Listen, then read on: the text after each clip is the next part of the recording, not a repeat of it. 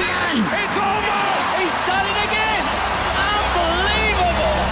Oh, straight into the roof of the net. Nice one. Straight down the middle. So a good performance.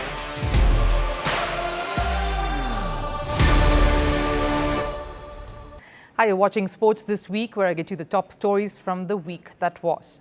Starting with a heartbreaking story of a parade that was supposed to be all about celebrations, but turned into a nightmare instead when a car ploughed through a crowd rejoicing Liverpool's triumph. Over in the Indian Premier League, Bengaluru made its way to a historic final, but the biggest talking point was Lucknow team's Digvesh Rathi's controversial runout. Several reactions came in, including R Ashwin, who said the captain Rishabh Pant humiliated his bowler. Who was in the right? India and Pakistan tensions continue to simmer. An ugly incident during the Junior Davis Cup tie between the two countries in Kazakhstan has reignited raging talks over India cutting all sporting ties with its neighbour. Saudi Arabia is in the news. Reports flooded in saying the country was on the cusp of revoking a 73-year-old tradition and bringing back in alcohol to limited areas, keeping the FIFA World Cup in mind. Though authorities have denied these reports, what would this mean to the sporting landscape and their image in global sport? And Cristiano Ronaldo is dropping all hints of exiting Al Nassr and leaving Saudi Arabia. Officials are trying their best to get the legendary footballer to stay on. What is at stake here in case he does exit? What is the Saudi Pro League set to lose? All of that heading your way. Joy, sorrow, grief. Three powerful emotions rarely experienced all at once. But for Liverpool fans, this unimaginable mix became a chilling reality. What was supposed to be a night of celebration turned into one of horror. Thousands gathered to celebrate Liverpool's Premier League title win, a moment fans had been waiting for over 35 years. And since COVID restrictions denied them a night of revelry in 2020, this parade was long overdue. But just when joy filled the air, mayhem struck. A car ploughed through a packed crowd, injuring nearly 50 people, including children. The police have arrested a 53-year-old man in connection with the incident. What went wrong, and was this a major security lapse at one of the city's biggest events in decades?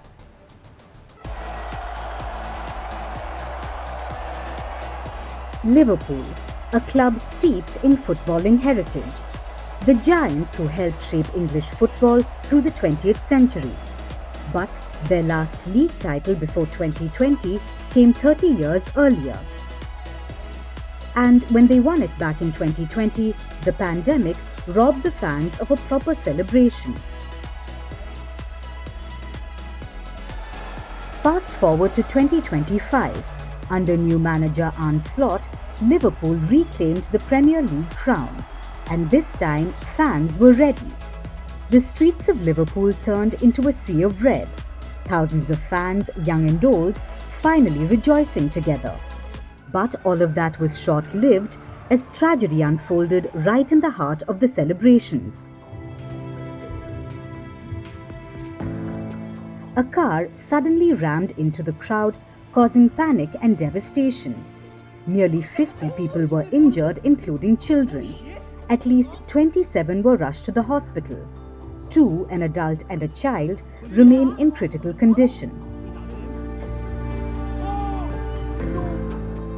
Police arrested a 53-year-old man and say that this wasn't a terror attack. Is that we believe this to be an isolated incident, and we are not currently looking for anyone else in relation to it. The incident is not being treated as terrorism. As the city reels from the incident, tough questions are being asked. Even UK Prime Minister Keir Starmer has expressed concern.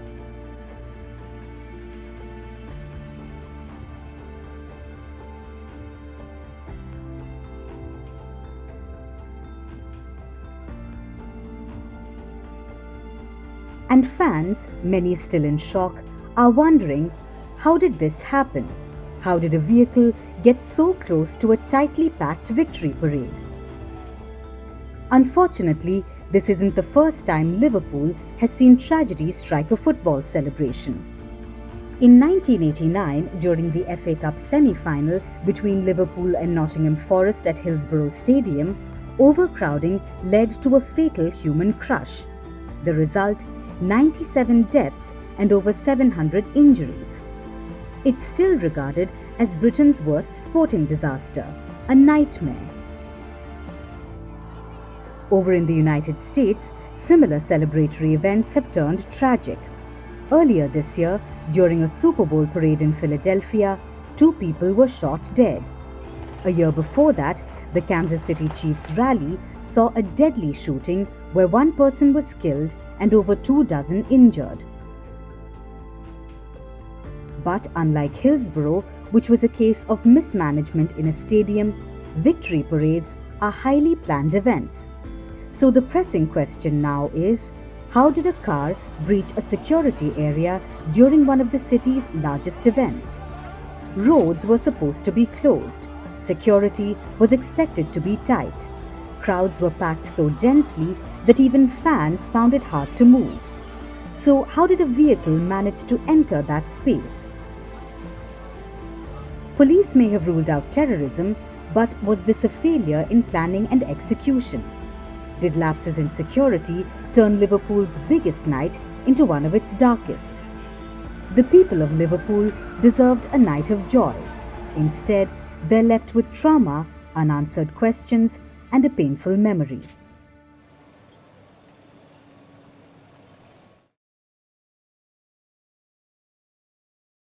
The last game of the league is done and dusted. The 4 teams that are standing have their eyes on the big prize, and everyone is looking to the playoffs that's starting today. But one incident from the Lucknow versus Bengaluru game continues to take up space across the internet, and that's the controversial runout involving Jitesh Sharma and Digvesh Rathi. Rathi came under heavy fire for Mankading Jitesh Sharma and appealing for that dismissal. And guess who's come out in strong support of Rathi? R Ashwin, India's premier spinner, who recently announced his retirement from all formats of the game. Now, before we take a look at what Ashwin said, let's bring you up to speed with what's happened since that match. Initially, of course, Rathi was targeted online right after that happened. And look, it's easy to do that to someone who's unfortunately ticked off many people, thanks to his loud celebrations in this tournament and his obstinate send-offs. But here's what else happened. Even though that call had zero bearing on the ultimate third umpire's decision of giving Jitesh Sharma not out, Rishabh Pant was hailed for his sacrificial and generous gesture of withdrawing the appeal that Rathi made.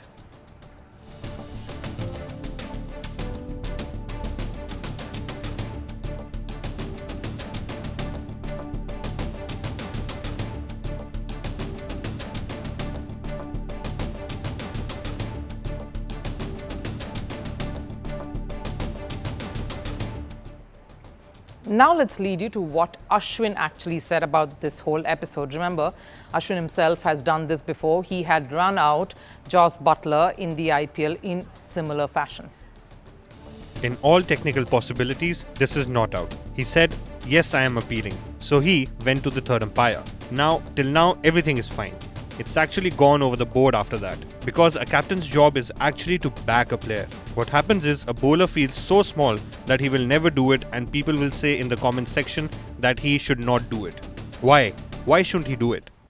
A very strong statement there. Now, there are many things to take away from what Ashwin said there, and that makes viewing, and especially after you viewed the whole incident itself. One, of course, Jitesh Sharma was technically not out. I'm repeating what I said yesterday. He was out of the crease. Yes, Rathi did run him out, but Rathi did that a tad too late into his run-up. The rules clearly state that you had to do it before your arm got into that delivery position and you reached that bowling crease. So in view of that, Pant's gesture of withdrawing the appeal is null and void.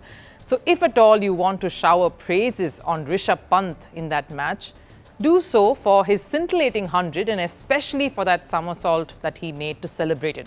Not for this call to withdraw the appeal.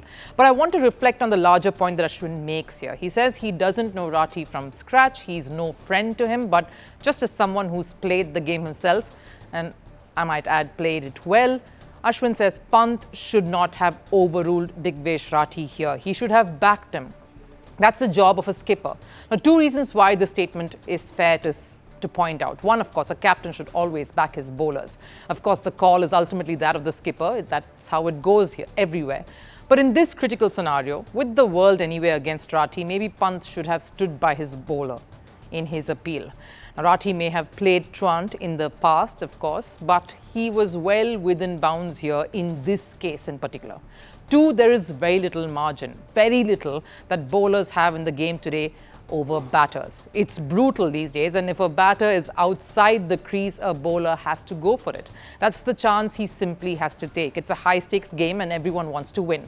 But yes, it is a grey area this, because when it comes to captains supporting their players in certain appeals, when that happens, of this nature particularly, not the usual, the slightly off brand and the slightly weird appeals, my mind goes back to Shakib Al Hasan at that World Cup and that infamous decision to out Sri Lanka's Angelo Matthews for coming in late to bat. The call that was well within the rules, yes, but was it in keeping with the spirit of the game? Which will, of course, lead me to another interesting topic, maybe for another day, spirit of the game, a phrase that probably has been burdened for generations and decades now. Maybe it's all about winning at any cost, and when it's within the rules, why not? But this is again, like I said, for another day, another story. What's your say in this controversial matter? Let us know.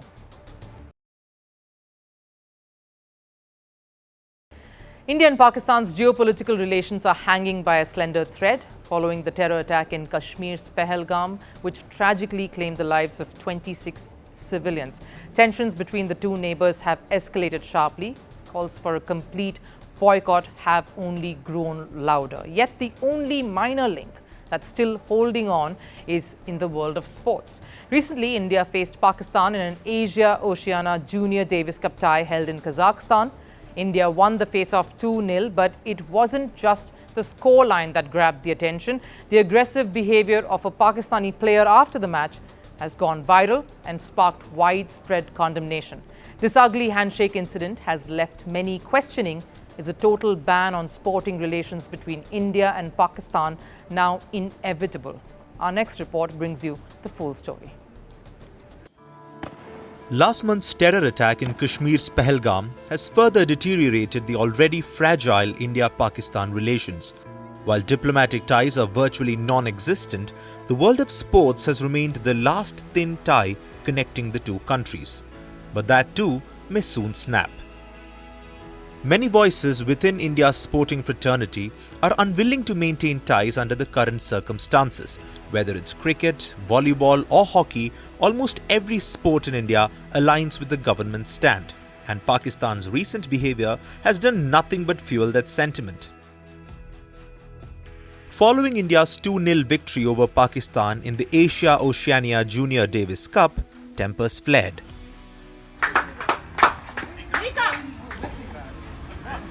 I'm doing it normally, bro. I'm not mad at you. A video that has gone viral online shows a Pakistani player making an aggressive gesture towards his Indian opponent. Not once, but twice.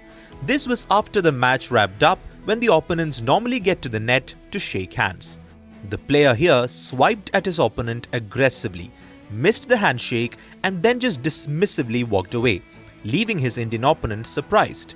This act has been widely condemned as disrespectful and completely against the spirit of the game. I'm doing it normally, bro. I'm not mad at you, dude. And this isn't just about India and Pakistan. A handshake after a match is a universal gesture to honor fair play and congratulate the winner. Refusing to shake hands is considered disrespectful and an aggressive attitude even more so.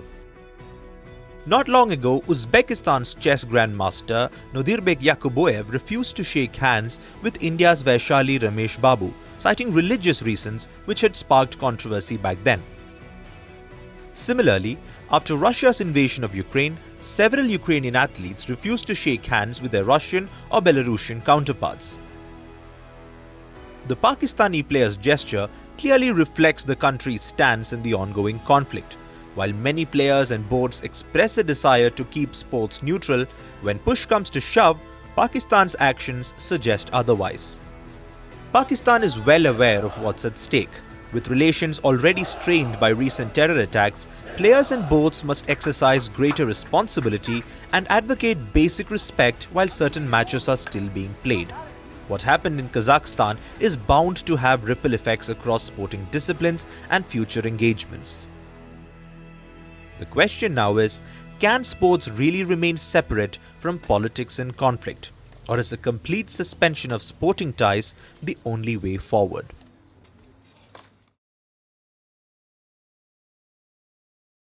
Saudi Arabia has been pushing the envelope when it comes to sports, challenging the world order, setting a new pace to becoming the new global leader when it comes to sports and sporting events. And it is with that intention in mind, that singular large focus, that they are on the cusp of doing the unthinkable. Saudi Arabia is ushering in a new era under Crown Prince Mohammed bin Salman. With a strong push to attract more tourism, the kingdom is set to end a 73-year-old tradition. The oil-rich nation is planning to allow the controlled sale and consumption of alcohol starting 2026. A groundbreaking move for a country long viewed as deeply conservative and conventional in its own ways. This shift is part of a broader strategy to use sports and entertainment to reshape the nation's image on the global stage. Saudi Arabia has been making bold moves in the sporting world. We've seen that now for many years. It began with a major investment in golf through its public investment fund's creation of Live Golf, LIV Golf, but the goal was always larger. It was to bring the world to Saudi Arabia.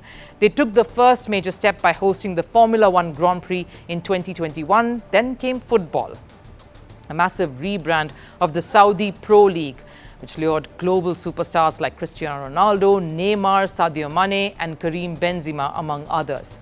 Tennis followed shortly afterwards, with Saudi Arabia securing rights to hosting the WTA finals through 2026 and organizing, of course, the star-studded Six Slam tournament a while back, featuring top names like Novak Djokovic, Carlos Alcaraz, Yannick Sinner, Daniil Medvedev and Rafael Nadal. The momentum hasn't stopped. Saudi Arabia is now set to host a series of major international events right through to 2034.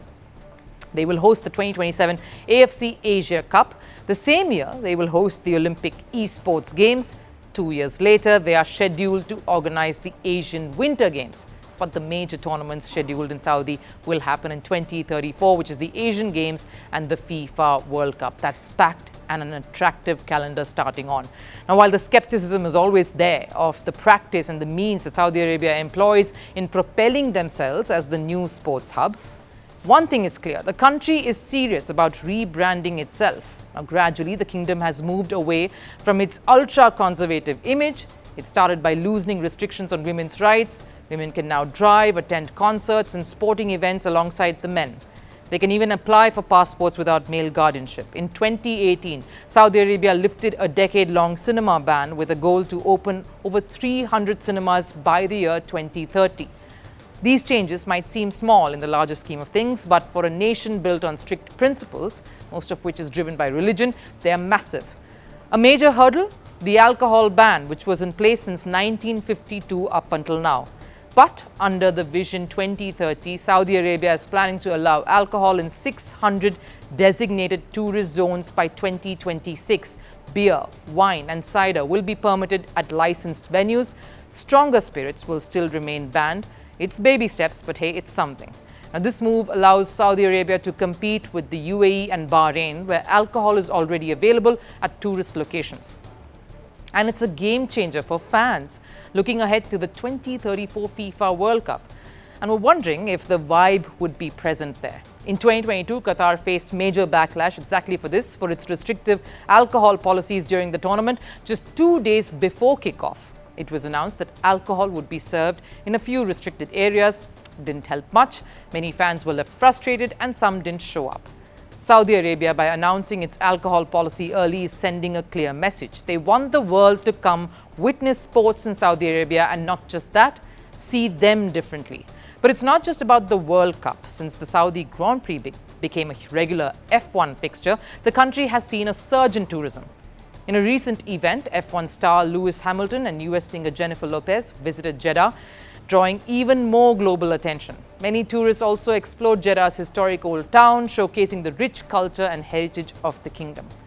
As sports grows and the old city gets a modern facelift, Saudi Arabia is trying to do the tightrope walk here, preserving tradition even as it tries to embrace global norms.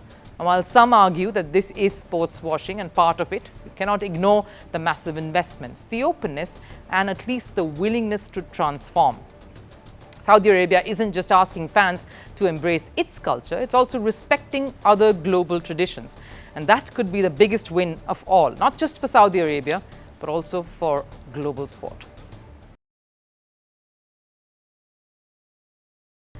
Cristiano Ronaldo's transfer saga just keeps getting better. You could honestly sit back with a tub of popcorn and enjoy the drama unfold, because what we are witnessing right now is a tug of war between Saudi Arabia and the rest of the world, a fight for Ronaldo.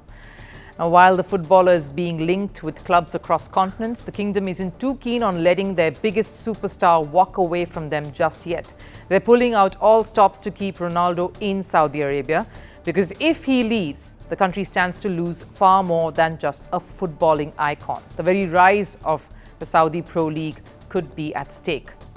With the FIFA World Cup inching closer and Ronaldo's Al Nassr contract set to expire next month, the Portuguese captain is now heavily linked with a move away. We've brought you this story over the last few weeks. A trophyless season with Al Nassr hasn't helped their cause either. Ronaldo may be in the twilight of his career, but his ambition to win hasn't dimmed. After all, he's used to winning in England, in Spain, and Italy. But his time at Al Nassr hasn't exactly gone alongside that trend. And after 3 seasons, it seems like Ronaldo has had enough.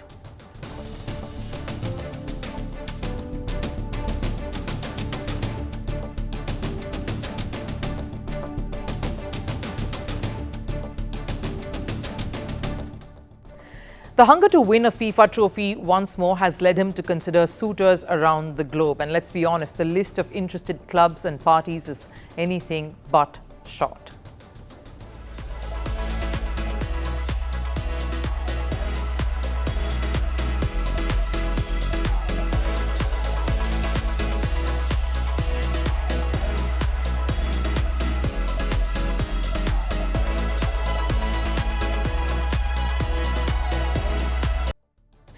Obviously, Saudi Arabia won't just sit and watch someone come swoop down to take away Ronaldo. They have to put up a fight. They seem to have come up with a master plan, a plan led by none other than the Saudi Public Investment Fund.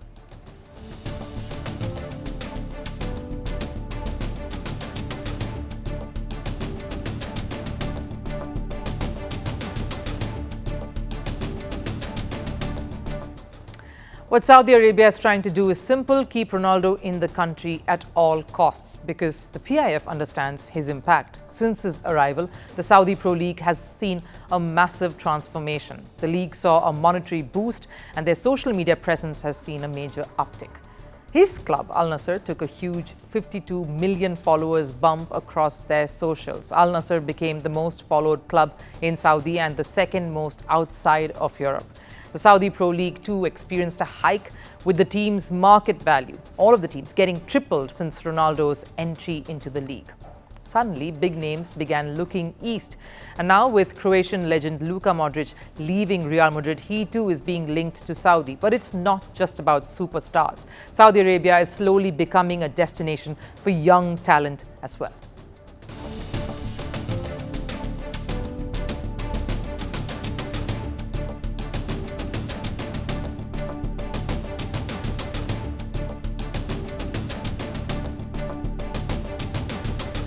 Now look, Saudi's ambition to become a global sporting hub is no secret. They're investing in tennis, golf, Formula One, and of course the biggest piece of the puzzle, football.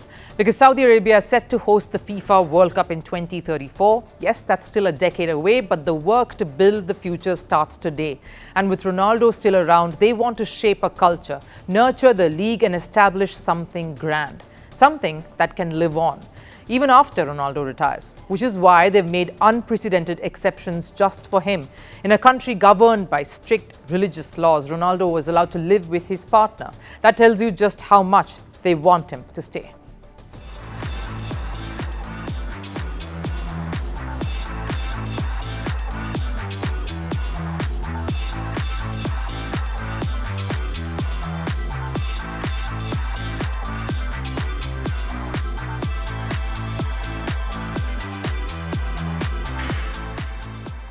أمر رحيل كريستيانو رونالدو عن النصر. Cristiano Ronaldo's departure from Al Nassr hasn't been confirmed yet.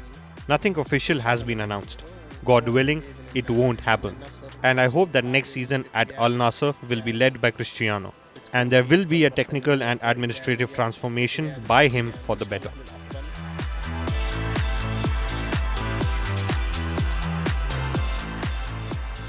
نتمنى أن الكلام هذا ما هو صحيح.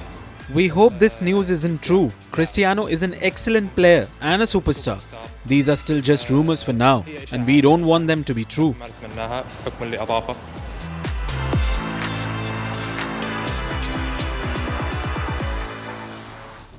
And it's not just Al Hilal or Al Ali trying to bring him in. His current club, Al Nassr, is doing everything they can to hold him back. The phenomenon that is Chris, and the great work from the top down to keep him. It's clear how much we all want him to stay. It's important for him and for the whole country. Now, sure, Al Nassr might be thinking, throw more money at him and we can win him over. And that might work. But Ronaldo's bigger concern is competing in elite competitions, whether that's the FIFA World Cup or the Asian Champions League. And right now, Al Nassr isn't competing in either. So it all boils down to this. Will Ronaldo prioritize ambition over money? As Al Nassr's director said, over 30 clubs have been linked to Ronaldo. He can pick and choose his future. But how far is Saudi Arabia willing to go to keep their biggest superstar from leaving? Because right now, it's not just about Ronaldo needing a club. It's about Saudi Arabia needing Ronaldo.